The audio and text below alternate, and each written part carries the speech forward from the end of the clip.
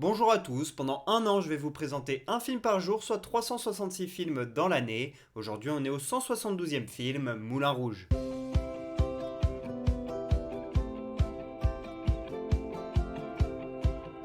Moulin Rouge est un film sorti en 2001, réalisé par Baz Luhrmann. Ça raconte l'histoire d'un écrivain qui travaille dans un théâtre à Paris, le célèbre Moulin Rouge. Il noue une relation avec l'une des actrices principales de ce théâtre, sauf qu'il y a un producteur qui va également vouloir la main de cette femme.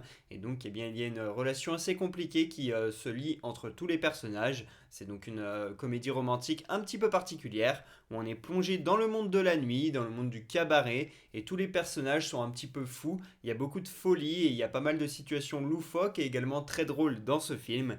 Et puis bien sûr, on entend pas mal de chansons géniales, notamment Your Song d'Elton John ou encore Smells Like Teen Spirit de Nirvana, qui sont interprétés à plusieurs reprises et à chaque fois c'est merveilleux. Ce film fait partie de la trilogie du Rideau Rouge, trois films qui sont réalisés par Baz Luhrmann, qui n'ont pas de rapport entre eux mais qui ont les mêmes sujets, le théâtre, la danse et surtout l'art dans leur globalité. Il y a Ballroom Dancing ainsi que Roméo plus Juliette avec DiCaprio dans cette trilogie. Et le réalisateur Baz Luhrmann, il a également fait Gatsby le Magnifique et Elvis, ainsi que Australia. C'est un réalisateur que j'aime beaucoup. Pour ce qui est du casting, on a du beau monde avec Ewan McGregor, que l'on connaît pour Obi-Wan Kenobi, ainsi que Nicole Kidman, dont on va parler juste après. Et puis on retrouve aussi John Leguizamo, ainsi que Jim Broadbent.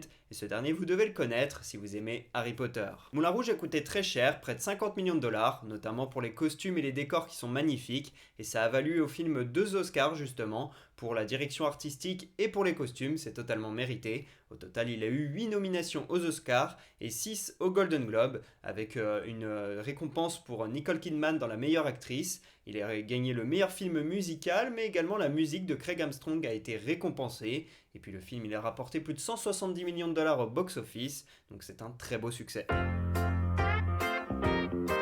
Si je vous parle de ce film aujourd'hui, c'est parce que l'on fête les 57 ans de Nicole Kidman, une actrice qui est née à Hawaï parce que son père était en mission en tant que biochimiste là-bas. Mais quand elle a eu 4 ans, elle est retournée dans son pays d'origine, l'Australie, avec toute sa famille. Et c'est là-bas qu'elle a grandi, qu'elle a fait toute sa jeunesse et qu'elle a commencé à percer. Et quand on y pense, l'Australie nous a offert pas mal d'acteurs devenus très célèbres à Hollywood. On peut penser à Russell Crowe, Heath Ledger ou encore Margot Robbie.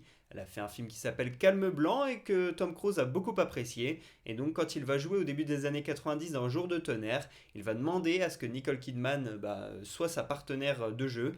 Et ensemble, ils vont tomber amoureux pendant le tournage. Et Nicole Kidman va se retrouver sous le feu des projecteurs d'Hollywood, bien sûr. Le couple, il va devenir hyper célèbre. On les verra une fois qu'ils seront séparés à la fin des années 90, tourner à nouveau ensemble dans Eyes Wide Shut, le dernier film de Stanley Kubrick. Mais là, comme j'ai dit, ils n'étaient déjà plus ensemble.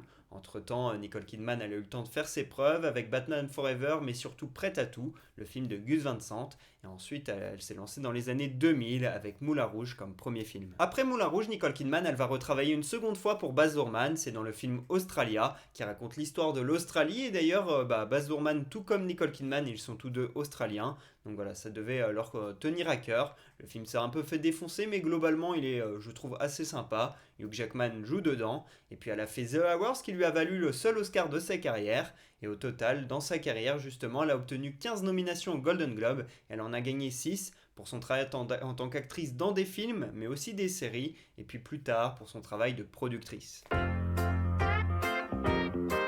Ce film, je l'ai vu il y a quelques mois, alors que mon planning de film était déjà chargé sur toute l'année. Mais en cette journée, eh bien, je n'avais pas encore fixé de film. J'avais juste noté que j'allais parler d'un film en rapport avec Nicole Kidman. Je me suis dit, il y a bien un film que je vais apprécier sur elle, et avec elle, et donc je pourrais en parler. À la base, je m'étais dit pourquoi pas Australia, et puis j'ai vu le film. Et globalement, il est trop long, un peu trop chiant.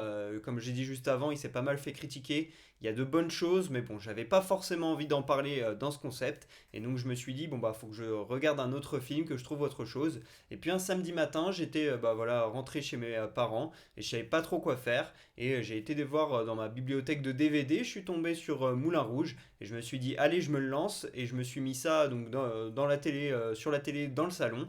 Et j'étais un peu tout seul, chacun faisait sa vie. Et vraiment, je me suis mis sur ma chaise de bureau que j'ai descendu et que j'ai mis devant la télé. Donc j'étais littéralement à 1 mètre de la télé qui fait 1,50 m de large. Donc autant vous dire que pour être plongé dans le film, j'y étais vraiment. En plus j'ai regardé le film en VO, j'ai mis un bon son assez fort parce que voilà, c'est un film musical, faut en profiter. Donc autant vous dire que j'étais plongé dedans, j'aurais pu me mettre dans le canapé mais je voulais être proche, c'est complètement con, ça nique les yeux, mais bref c'est ce que j'ai fait. Et donc j'ai regardé Moulin Rouge comme ça et je l'ai beaucoup aimé.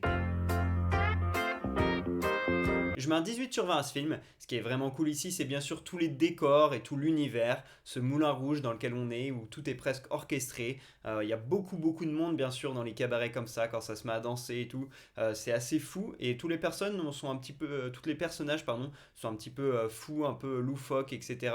C'est pas des gens qui agissent normalement, on va dire. Ils ont un petit esprit un peu particulier et donc ça apporte beaucoup de folie au film et c'est ce qui donne un peu sa grandeur et ce côté comédie musicale où on en fait beaucoup. Vraiment ce côté Moulin Rouge finalement où voilà, faut tout voir en grand, en waouh, en rouge, voilà, toutes ces couleurs là. Il y a bien sûr beaucoup de sensualité. Les chansons sont magnifiquement utilisées, du Elton John, du Nirvana, moi j'ai adoré chaque utilisation, c'est vraiment génial.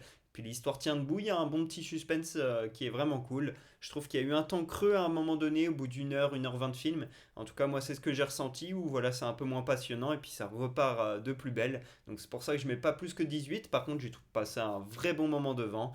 J'ai vraiment kiffé, donc je vous le conseille. Première anecdote, l'acteur John Leguizamo, il joue un homme de petite taille et donc il a tourné pas mal de scènes en étant à genoux avec des bas bleus qui ont ensuite été retirés à la post-production. Mais quand il fallait des scènes où il était mobile, à genoux c'était pas facile et donc il tournait en squat. Autant vous dire qu'il fallait être physiquement préparé. Deuxième anecdote, le tournage il a été ralenti pendant 2 semaines car Nicole Kidman s'est cassé 2 côtes et s'est blessée à un genou en s'entraînant dans des scènes de danse. Et donc pour essayer de gagner un petit peu de temps, ils ont joué des scènes où l'on voit que son haut du corps et elle est en fait en fauteuil roulant. Troisième anecdote, le collier que porte Nicole Kidman dans ce film est le plus cher de l'histoire du cinéma. Il a été fait avec 1308 diamants et 134 carats. Il valait plus d'1 million de dollars. Voilà pour ce 172e épisode d'Un jour un film. J'espère que je vous aurai donné envie de regarder Moulin Rouge. Pour ma part, je vous dis à demain pour parler du 173e film de l'année. Et pour que vous sachiez de quel film on va parler, un petit indice, batterie.